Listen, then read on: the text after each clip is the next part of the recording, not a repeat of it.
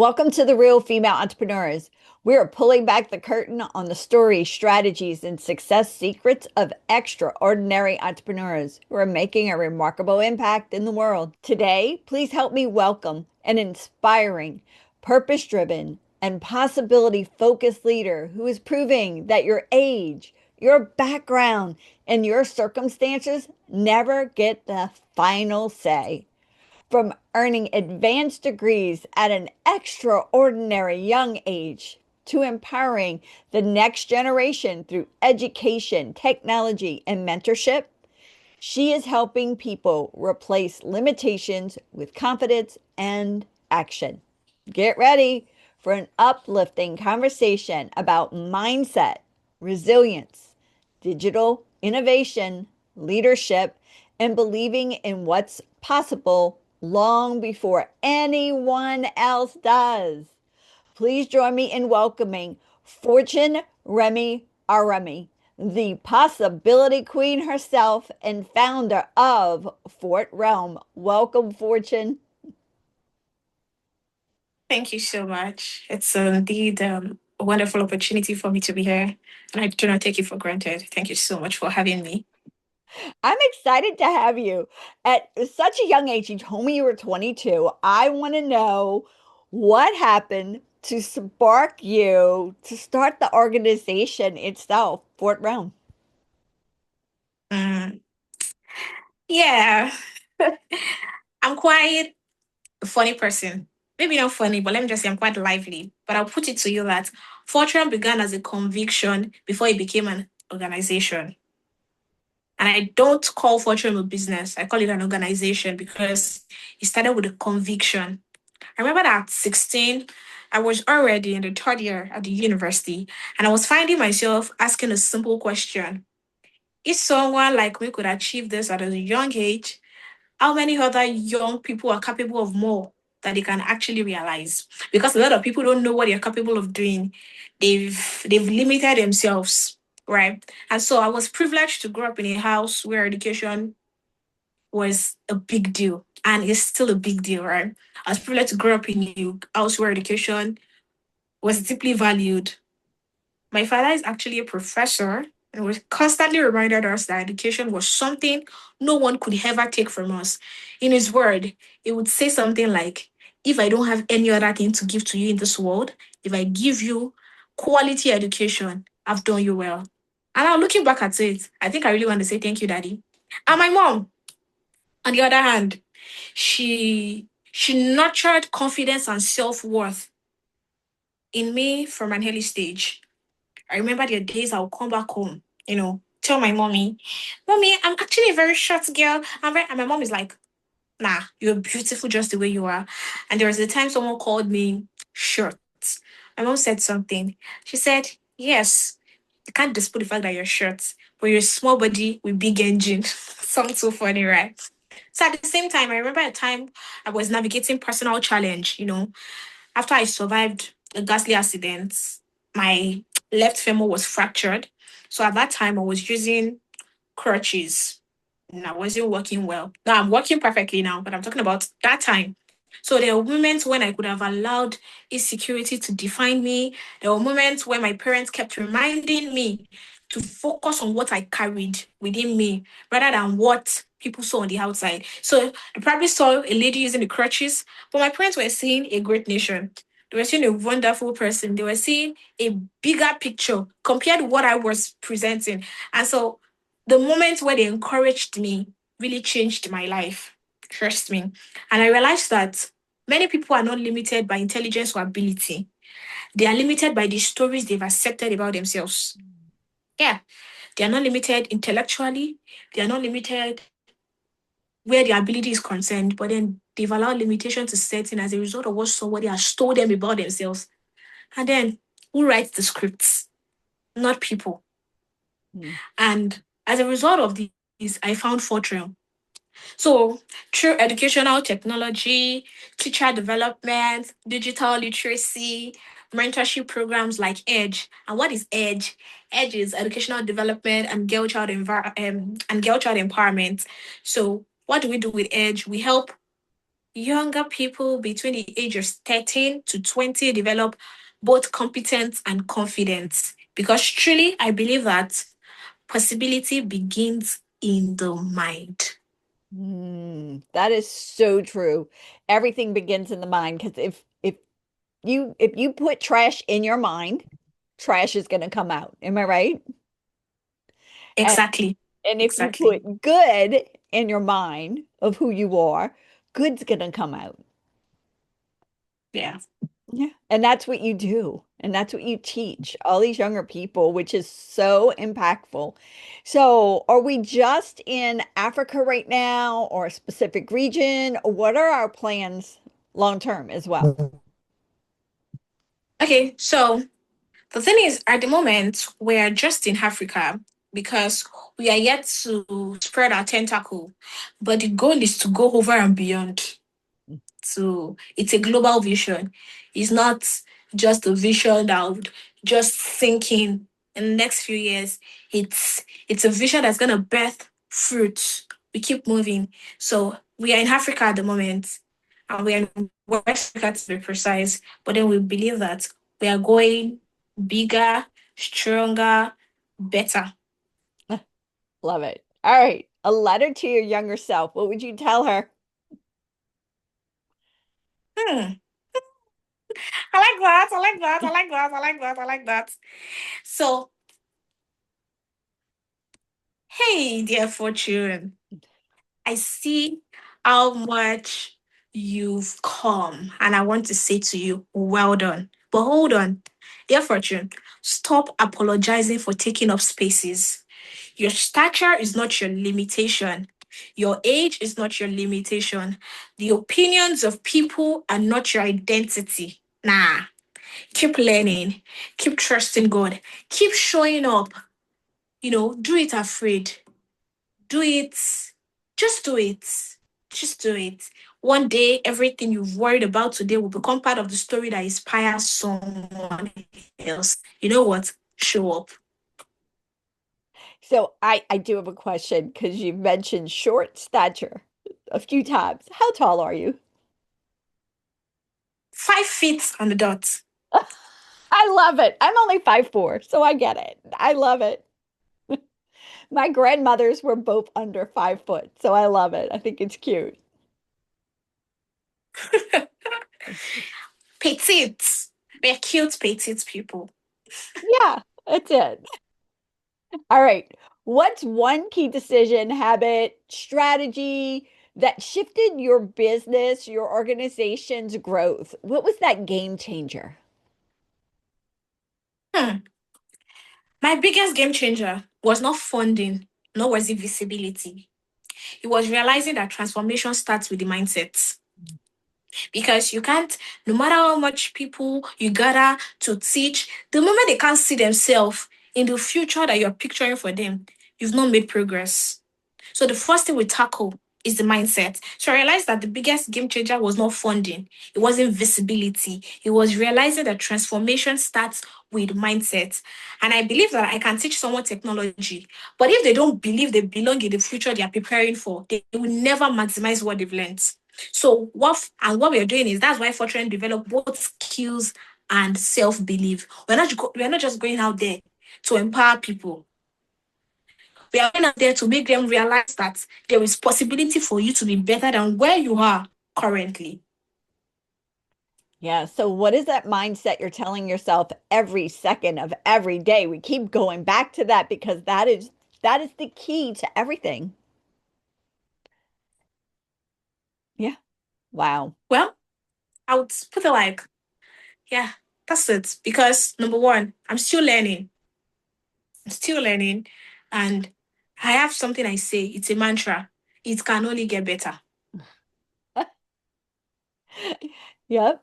It can only get better. So I mean, but your message about mindset is so crystal clear, and it's things that our younger generation doesn't get to hear on the average, or even those who are like 40 and under.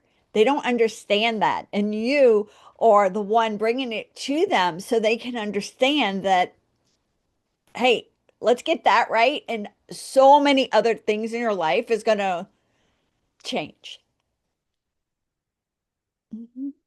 So you see so many things from people. What is one myth that you believe, and you started your business organization? What is one myth that you wish most entrepreneurs would stop believing? Like they go in and they're like, oh, pie in the sky, I'm starting my business. What is a myth that you wish they would stop believing? I think the biggest myth is that you have to feel ready before you begin. Mhm. Mm. You don't, because confidence usually comes after you started. Growth happens through consistency, not perfection. Yep. Oh my God, that's amazing. All right, balance. Okay. This is I mean, this isn't the easiest thing in the world. It doesn't matter if Hmm. you have a big family, a small family, children, whatever. How do you balance friends, relationships, family with owning the organization that you have and building something that is going to be global? How do you do that at your age, even? Very good. When we're talking about balance, I would like to make emphasis on something. I'm still learning. I am still learning. And I don't think balance means everything receives equal attention every day. I don't think so. It does not have to receive equal attention every day. For me, I would say balance means staying rooted in my relationship with God, making time to reflect through writing and journaling, protecting my peace, and remembering that my worth isn't measured by productivity. That's how I balance. Because when you constantly think your worth is measured by productivity, you push yourself so much to the brim where you don't even have the ability to stand anymore. So I believe that balance for me is remembering that my worth is not measured by productivity. It means staying rooted in my relationship with God, making time to reflect because I read a lot. So it's me making time to reflect, writing, journaling, and protecting my peace. So basically, I would say that I don't think balance means everything requires equal attention every day. Yeah, it's not going to happen. And I mean, I call mine a dance. I call my balance a dance because there's nothing ever balanced in my life because sometimes I have to go and do this over here and then something else suffers. And so I have to like, and then the next day I have to do that and something else suffers. Mm, So it's just that, like you said, I call it a juggle dance, whatever you want to call it. All yeah. I love what you said, though. You're still learning. I'm going to be honest with you. There's not one person on this earth who's still not learning that. And if they do, I need them to come on and teach everybody how to do it, right? Yeah. All right. I need you to give me some advice to a woman who's standing there going, God has given me this desire in my heart, and I know I have to start this, and I know I have to do this. Um, I'm just a little scared. What would you tell her to do? I'll say this. Don't let limitation become your identity. Mm. Don't let limitation become your identity. People would always have opinion about your age. They would always have opinion about your background. They would always have opinion about your appearance or even your circumstance. But your future should be shaped by your purpose, not by people's assumption. Mm. So don't let limitation become your identity. Don't let limitations become your identity. Oh my God. Okay. Sneak peek. All right, we already know we're going global, but tell me what's going on in the next year. Let's pull back a curtain and do, hey, what's going on in there for Fortune and Fort Rome? Well, my vision is to see that Fortune becomes one of Africa's leading youth empowerment and educational technology organization. Yeah, I want it to be one of Africa's leading youth empowerment and educational technology organization. And I also want to equip learners, I want to equip teachers and young people to digital skills while transforming their mind. Ultimately, I want every young person we encounter to live believing they are capable of becoming. more than they imagined. Hmm, that's amazing. I love that. I can just see it now. Okay, I'm excited. All right, tell us something unexpected about you. I want my audience to go, "Oh my God, Fortune did what?" Something people don't know, right? Yeah, they don't know. I mean, do you skydive? Do you swim with turtles? What do you do? Okay, many people think that confidence has always come naturally to me. It has not. Confidence was built through choosing not to let limitation define me. Yeah. And there are days when I'm scared too, but I do it anyways. That's what people don't know. I show up like have it all figured out. Nah, I don't always have it all figured out. But the moment I show up, I know I got this. I got this. I So, like it. All right, let's get a little bit more fun here. Pump up the volume with some music. Do you have a song or songs that you absolutely love? hmm. If there's something you want to, just do it. Don't let your head stop your heart from moving. Yeah. I don't know. I believe I can sing. My voice may not be all that, but one thing I know is, and as you speak, 100 billions galaxies are born. In the vapor of your love, the planet forms. If the earth were made to worship, so will I. I can see your hands in everything you made. Every pawn it stands signifies of your grace. If the stars could sing your praises, so will I. So will I. Yeah. Oh my God, that is a beautiful song. Those are two beautiful songs. Okay, too exciting. I love both of them. All right. Yeah. What about book or books that you absolutely cannot live without in your life? Absolutely cannot live without. Mhm. Hmm. For me, I don't need 20 books. Three is enough. But one thing for me is emotional intelligence. What's the name of this author? Why is the name not coming to my head right now? Emotional intelligence. Emotional intelligence, like, is one book. The second one is The Psychology of Money. Let me see. The Psychology of Money. And the third one is Atomic Habits. Oh, wow. So I would say what these three books have in common is that they've taught me that extraordinary lives are built by one big decision. Yes, that's how you build an extraordinary life. You build an extraordinary life by one big decision, and they are built through consistent habits, emotional maturity, and wise stewardship. If there's something that has helped me, manage people that volunteer to work with me, it's emotional intelligence. I remember there are days when you're talking to somebody, you have to structure the way you talk to them. Because you're working under you does not mean they don't have emotions. Because when you just talk to people anyhow, in the space of 1 year, you've trained like 10 staffs.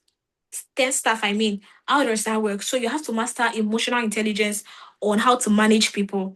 I also learned atomic habits, that things you do consistently for a certain period of time becomes an habit. So it's either you take up that now and you don't need extraordinary life to do some of those things. That's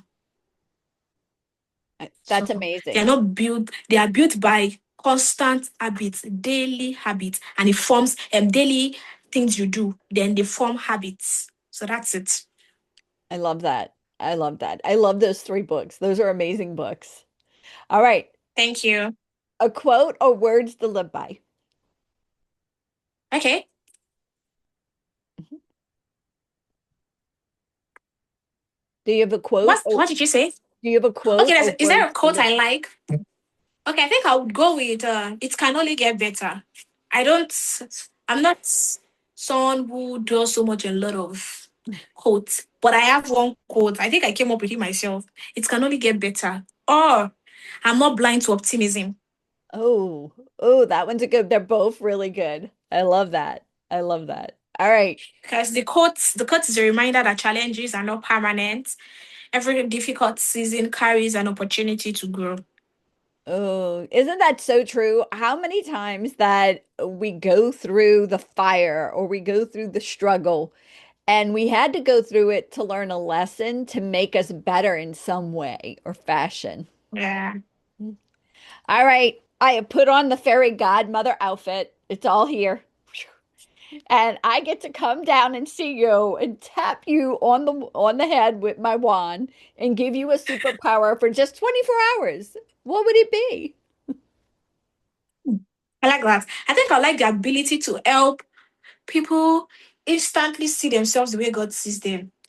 The moment you catch a glimpse into the future God has prepared for you, there's rest that I know where I'm going. For God's word says is something. Do you know the Bible? He said, Jeremiah 29:11, he said, for the thought I have towards you, say the Lord, is the thought of good and not of evil, to give you a future and an expected end. So I think if I want any superpower, it definitely has to be the ability to help people instantly see themselves the way God sees them. And I think so many dreams die because people never discover who they truly are. So the Mm. superpower I want is to help people see the way God sees them. Yeah. Oh my word. So this magazine was not supposed to, it was on a back burner for 25 years. And because everybody kept telling me, oh, yeah, you don't want to do that. And I listened to them. And so, yeah, so some possibilities get put on a shelf as well for years. Oh my God, 25 years, that's a long time to put something on a shelf, right? Yeah, Yeah, but when it's supposed to happen, it's supposed to happen. It doesn't matter. It's going to come back. It will. definitely. Yep. So thank you for that. So, motivation on demand. If you believe in it, what do you do to get excited and motivated? If you don't believe in it, you can say, I don't believe on it. No big deal. Not like I don't believe, but I would say I don't depend on motivation. Yeah, I don't depend on motivation. Motivation changes, purpose remains, and consistency has carried me further than inspiration could ever. Wow. Yeah. I mean, I don't depend on motivation. So I just depend on the purpose. I depend on my purpose. Motivation changes. Things that motivate me change over time. But I just believe that my purpose remains.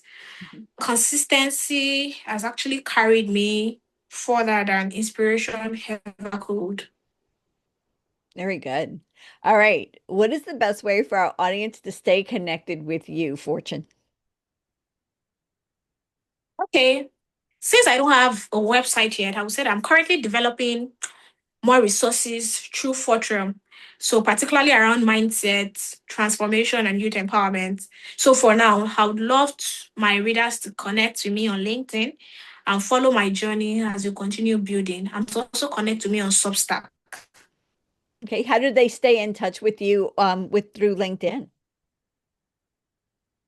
LinkedIn, my name. My name is Fortune Remi-Aworemi. Okay. And then through Substack, how do they stay in touch with you there? Substack, yes, they should search for the Possibility Queen on Substack. The Possibility Queen. Possibility Queen's Substack. Yeah. I love that. Possibility Queens with an S, correct? Yeah. Yeah.